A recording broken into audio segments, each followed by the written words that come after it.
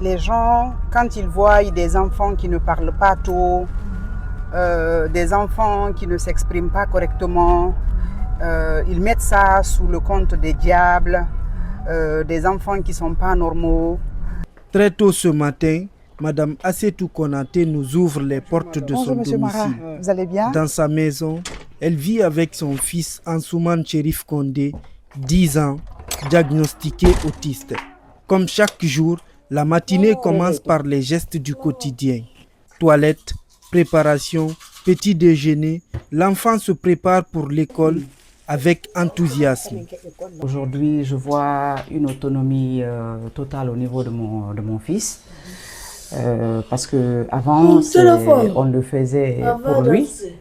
Mais aujourd'hui, une fois qu'il se réveille, c'est automatique chez lui. Il sait qu'il faut aller tout de suite faire la toilette, essayer de se débarbouiller et aller tout de suite à table pour prendre le petit déjeuner. Est-ce que vous pouvez m'expliquer à quoi ressemble une journée typique chez vous? Ma journée typique par rapport à mon fils, l'autonomie dont je vous expliquais tout à l'heure, il se réveille de lui-même et d'ailleurs il est souvent très matinal et une fois qu'il se réveille après avoir fini de prendre son bain, faire copieusement sa toilette, il sait tout de suite que le petit déjeuner est prêt. Donc il prend son petit déjeuner et aujourd'hui, toujours dans le cadre de l'autonomie, il se prépare lui-même et après avoir fini de se préparer, et généralement je le dépose à l'école. Avant de quitter la maison, place à quelques instants de détente, musique, internet et même quelques pas de danse. Puis vient un rituel important pour la famille, la bénédiction, un moment simple mais chargé d'affection. Tamasi. Tarase. Yarasira. Tarasira. Tamasi. Tarase. Ale balo. Amina. Ala karandima. Amina. Ala gisusuma dima. Amina. Ala barka de koro. Amina.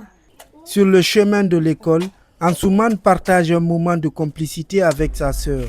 Ensemble, ils chantent l'hymne national. Des scènes ordinaires en apparence, mais qui traduisent déjà de petits progrès d'Ansouman au quotidien. Travail, suicide, solidarité. Attention pour la beauté des couleurs. Envoyez. Le d'Afrique, la solidarité.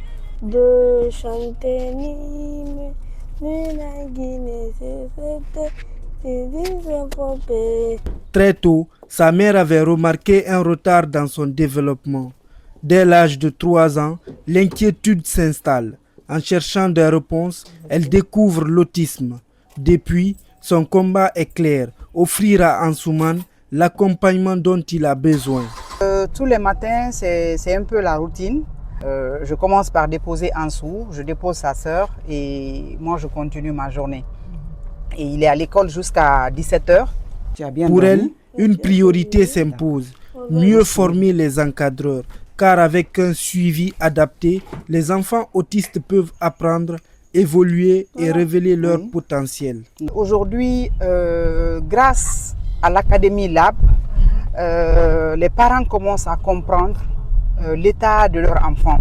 Ils commencent à les envoyer petit à petit vers cette académie qui est en train de faire des prouesses aujourd'hui.